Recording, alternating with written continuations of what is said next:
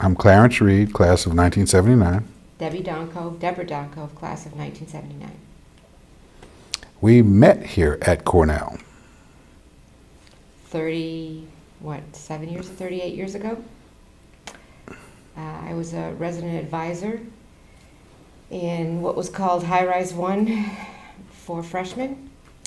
And Clarence was an exchange student, about to be an exchange student, going to England.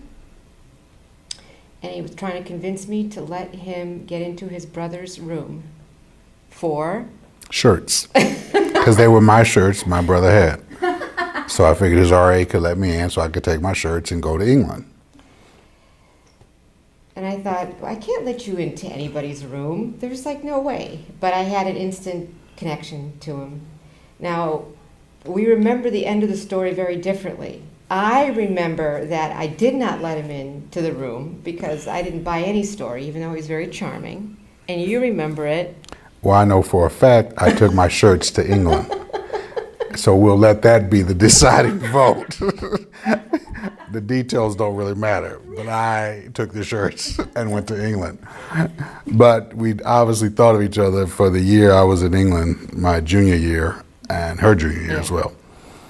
So we reconnected when I got back to campus our senior year. Yeah. And for the whole year, we didn't know until afterwards that both of us were asking his brother about each other, but his brother didn't bother to tell us. So, so I had graduated. I was graduating early in December. And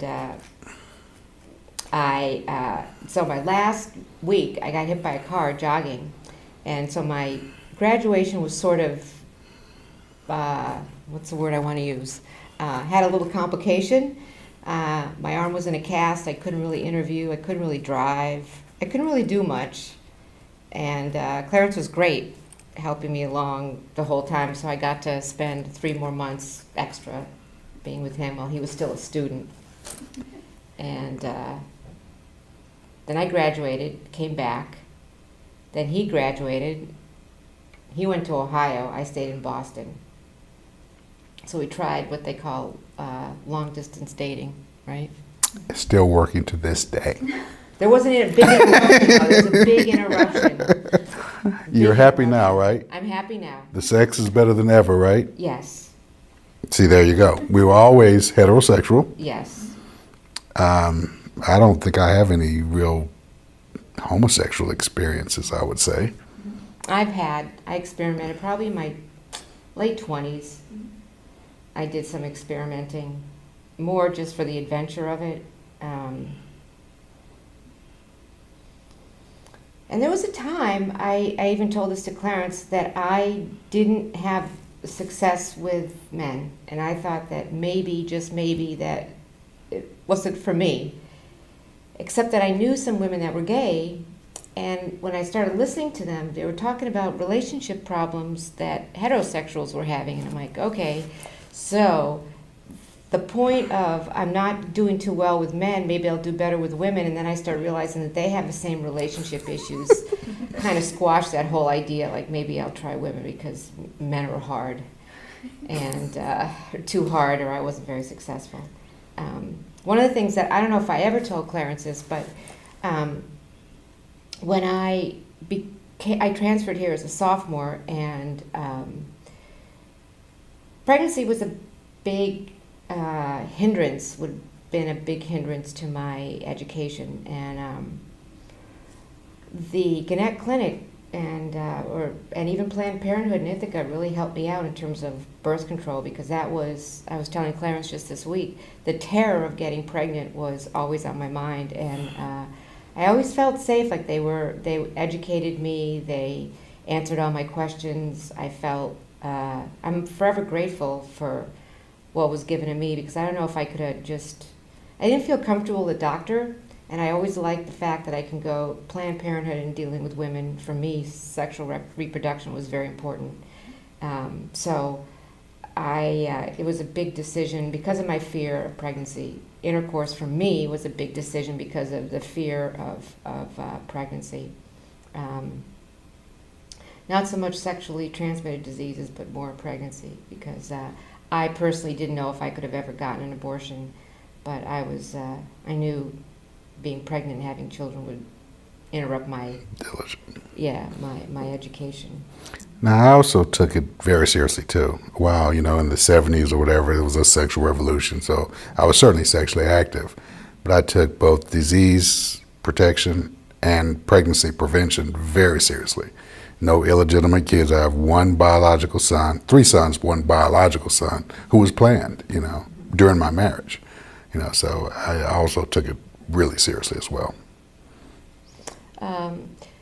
So what happened to me was I had discovered that I had herpes, and I didn't know anything about herpes. I heard of it, but didn't really know. And when I had it, it was pretty traumatic for me. I don't really know who I got it from.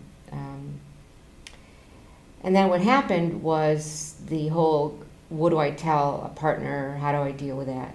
And what's interesting is, as an adult, I've had men, some very naive men, not even ask any questions. They heard it, and then that was just the end of the date, like not even. No questions, nothing. And I thought it was really fascinating as a person. It said a lot about the man if they ask questions and really ask questions, as opposed to they heard it, I was dirty, and then that was the end of it. And and interestingly enough, as I got more so accepting of the fact that I had it, even telling medical professionals was hard, and then I met some other women that had it, and that helped me a lot to deal with it.